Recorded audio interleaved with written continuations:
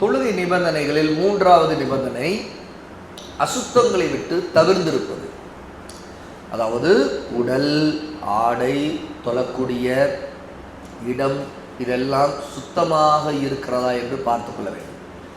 அரபியில் நஜாசத் என்று சொன்னால் தொழுகையை விட்டு தடுக்கக்கூடிய குறிப்பிட்ட வகையான அசுத்தங்களை சொல்லும். என்னென்ன? உதாரணத்துக்கு செத்தவை, இரத்தம், மது, மலம், சிறுநீர் போன்ற இதெல்லாமே நஜாசத் இதில் அடங்கும்.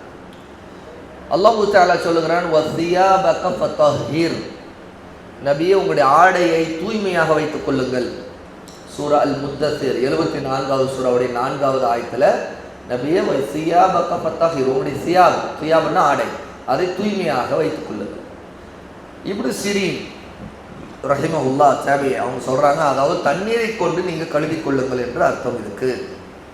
ஆக ஆடை தூய்மையாக இருப்பது, நஜீஸை நீக்குவதற்கு தண்ணீரை பயன்படுத்துவது, இதில் கருத்தாக இருக்குது. நபி ஸல்லல்லாஹு அலைஹி வஸல்லம் சொல்கிறாங்க, அனஸ் ரலியல்லாஹு அன்ஹு அறிவிக்கக்கூடிய இந்த ஹதீஸ் தாரமியில் 2வது ஹதீஸாக இடம்பெறுது.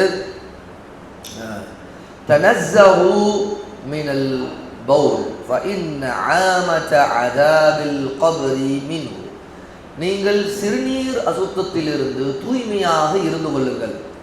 ஆடையில் அந்த சிறுநீர் சொட்டுக்கள் விடாமல் நீங்கள் தூய்மையாக. ஏனென்றால் கபருடைய வேதனைகள் பெரும்பாலானவை இதை கொண்டு தான் ஏற்படுகிறது அப்படிங்கிற ஹதீஸ் இடம்பெறும்.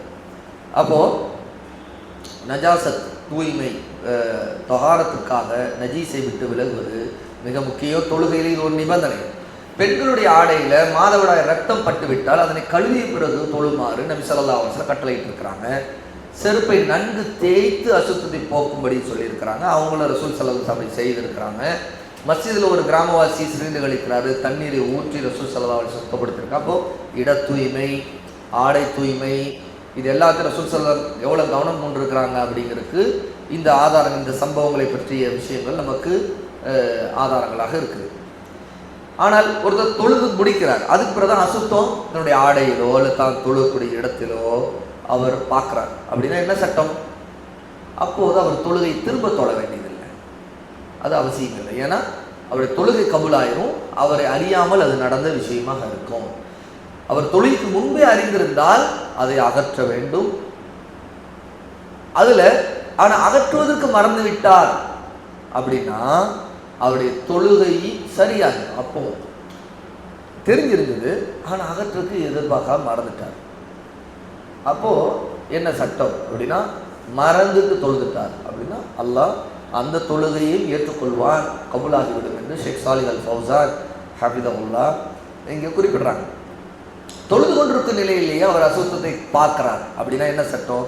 அதனை அகற்றுவது சிறிய செயலாக இருந்தால், உதாரணமாக செருப்பு அணிஞ்சிருக்காரு, அந்த நிலையில் தொழுகிறாரு, அப்போ அதில் அசுத்தம் இருக்கிறது தெரியுதுன்னா அப்படியே அவர் என்ன செய்யலாம், கலற்றுவது முடிவுனால் கலற்றி விட்டுருவார். அப்போ உதாரணத்துக்கு ஒரு அசுத்தம் தலைப்பாக அல்லது அவருடைய தொப்பியில் இருக்குன்னா அவர் தொப்பியை கழட்டி வீசிடலாம்.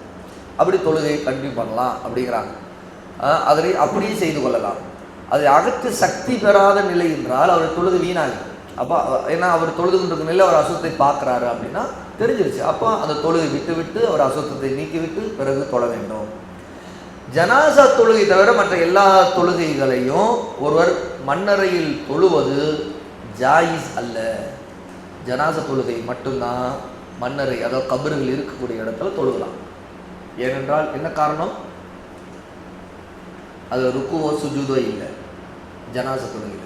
மற்ற தொழுகையில் எதையுமே கபருஸ்தானத்தில், கபறுகள் இருக்கக்கூடிய இடத்துல, கபருக்கு எதிராகவோ கபறுகள் பக்கத்தில் இருக்கிற இடத்துலையோ தொழக்கூடாது.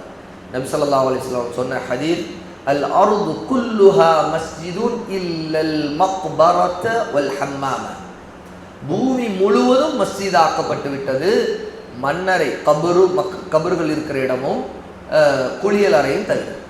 குளிக்கூடிய இடத்துல அசுத்தம் இருக்கும், அவை அந்த குளியல் ஹம்மாம் குளிக்கிற இடத்துல தொழக்கூடாது.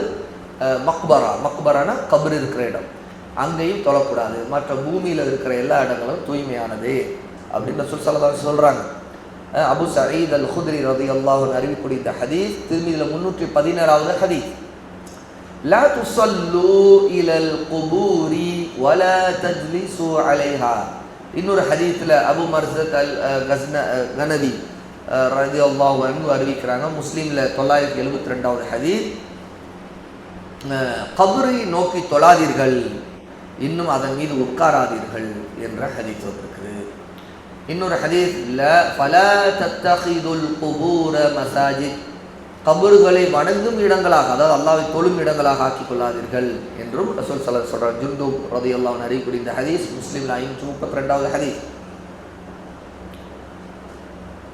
இங்க ஷேக் சொல்றாங்க, கபரில் தொழுகை தடை செய்யப்பட்டிருப்பதுடைய நோக்கம் அசுத்தத்தின் காரணமாக அல்ல, மாறா அது கண்ணியத்திற்குரிய இடமாக ஆக்கப்பட்டுவிடும், வணங்கப்படும் சிலையை போல அந்த கபர் ஆக்கப்பட்டுங்கிற அச்சம் காரணமாக அப்படிங்கிறது இங்கு தெரியுது. ஆகவே அந்த கபரை தொழுவதை போன்ற ஒரு அச்ச நிலை அதில் இருக்கிறது.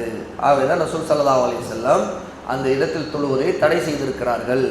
அப்படி ஜனாஸ் தொழுகை இதற்கு விதிவிலக்கு. ஏனென்றால் நபி ஸல்லல்லாஹு அலைஹி வஸல்லம் ஜனாஸ் தொழுகை மன்னர்கள் தொழுதிருக்கிறார். கபர் இருக்கிற இடத்துல ஜனாசா தொழுகையை ரசூல் ஸல்லல்லாஹு அலைஹி வஸல்லம் தொழுதிருக்கார். மக்பரா என்ற பெயருக்குள் வரக்கூடிய அனைத்து இடங்களிலும் தொழுகை தடை. மக்பரானா கபர் இருக்கின்ற இடம் அர்த்தம், அங்கே தொழக்கூடாது. சரிங்களா? அதாவது தர்காக்களுக்குட்பட்ட அந்த தர்காவை ஒட்டி அல்லது தர்காவுக்குள்ளே இருக்கக்கூடிய கபர் இருப்பதற்கு பக்கத்தில் இருக்கக்கூடிய வழி சரியாக வேறுபடுத்தப்படாத இருக்கின்ற இடங்கள், அந்த இடங்கள் எல்லாம் கபருக்கு முன்னாடி தொழக்கூடாது, கபர் இருக்கிற இடத்தில் தொழக்கூடாது என்பதையும் இங்கே நாம் கவனத்தில் கொள்ளணும்.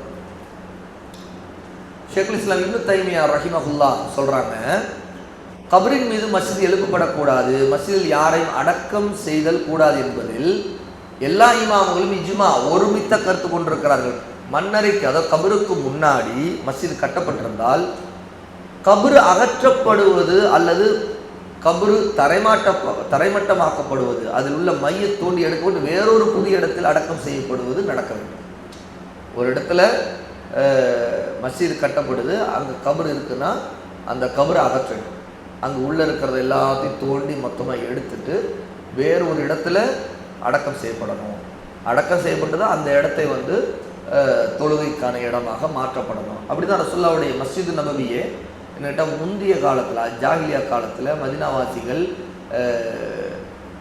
கபராக அந்த இடத்தை பயன்படுத்தியிருக்கிறாங்க. ஆகவே தான் அந்த இடத்தில் தோண்டி மஸ்ஜிதுக்கான அஸ்திவாரம் போடும்போது அப்போது சில மையத்துகளுடைய, அதாவது ஜாகிலிய மக்கள் காபீர்களுடைய எலும்புகள், அடக்கம் செய்யப்பட்ட மையத்துடைய எலும்புகள் இருந்துச்சு. ரசூல் ஸல்லல்லாஹு அலைஹி வஸல்லம் அதையெல்லாம் தோண்டி வெளியே எடுத்துட்டு வீசிட்டாங்க. இதே முஸ்லீமுடைய மையத்துகள் இருக்கக்கூடிய இடமா இருந்து அந்த இடம் பிறகு தொழிற்கான இடம் மாற்றப்படுதுன்னா அந்த இடத்தை சுத்தப்படுத்தும் போது முழுக்க அங்கே தோண்டி அந்த எலும்புகள் எல்லாம் கொண்டு வேறொரு இடத்தில் அடக்கம் செய்யப்படும். எல்லாத்தையும் வேறொரு இடத்துல குழி தோண்டி புதைச்சிடணும் அப்படிங்கிற சட்டம் இருக்கு. கபருக்கு பின்னாடி மஸ்ஜித் கட்டப்பட்டிருந்தா, அதாவது கபருக்கு முன்னாடி மஸ்ஜித் கட்டப்பட்டிருந்தா இந்த சட்டம், கபரு வந்த பிறகு மஸ்ஜித் கட்டப்பட்டிருந்தால் ஒன்று மஸ்ஜித் அகற்றப்பட வேண்டும், இல்லைன்னு மன்னரே அகற்றப்பட வேண்டும். அதாவது கபருக்கு பின்னர் தான், கபரு வந்த பிறகு தான் மஸ்ஜித் வருது அப்படின்னா ஒன்று மஸ்ஜித் அகற்றணும், இல்லைன்னா கபரு அகற்றிடணும் அப்படிங்கிற சட்டத்தையும் இங்கே ஷேக் அவர்கள் சொல்கிறாங்க. சரிங்களா? அப்போ இது எல்லாமே அந்த இடம் சம்பந்தப்பட்ட விஷயங்கள்.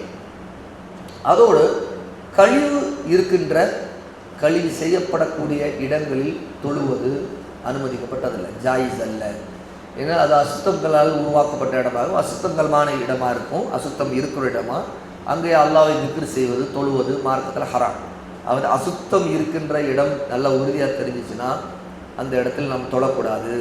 ஏன்னா அசுத்தமான இடத்துல ஷைத்தான்கள் இருக்கக்கூடிய இடமா இருக்கும்.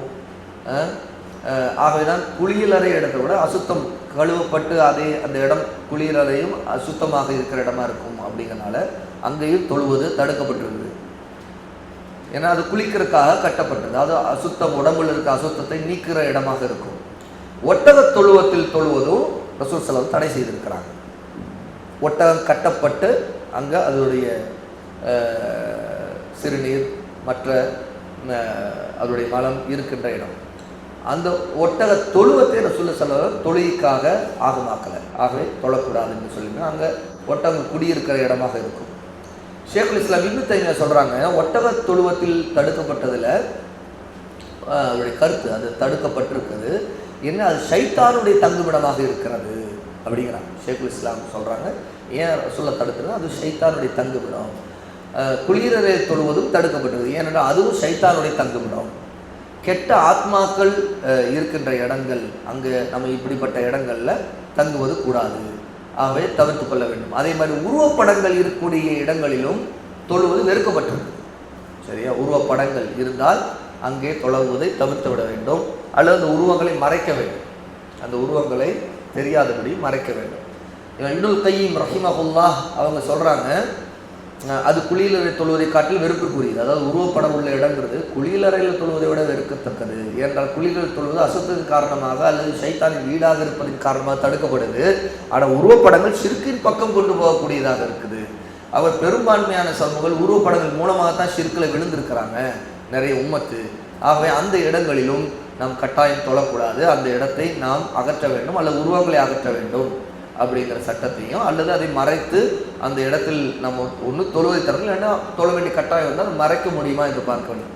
இதையெல்லாம் தாண்டி சில நேரத்தில் நம்மால் முடியாத ஒரு இக்கட்டான சூழலில் இருக்கிறோம், அந்த தொழ வேண்டியதாக இருக்குது அப்படின்னா அந்த அந்த நிர்பந்த நிலை இருந்தால், உருவத்தை மறைக்கிறதுக்கு நமக்கு ஆற்றல் இல்லாமல் இருக்குது, சக்தி இல்லை, நம்ம அதிகாரம் இல்லை, இப்படி இருந்தால் தொழுகை நேரம் வந்துருச்சு அப்படின்னா அப்போ நம்ம எவ்வளோ பேணுதலாக அந்த உருவத்திலிருந்து கொஞ்சம் விலகி நின்று தொழ முடியுமோ அவ்வளோ தூரம் உருவத்தை விட்டு விலகி, அந்த உருவப்படங்களை விட்டு விலகி தொழுது கொள்ள வேண்டும்.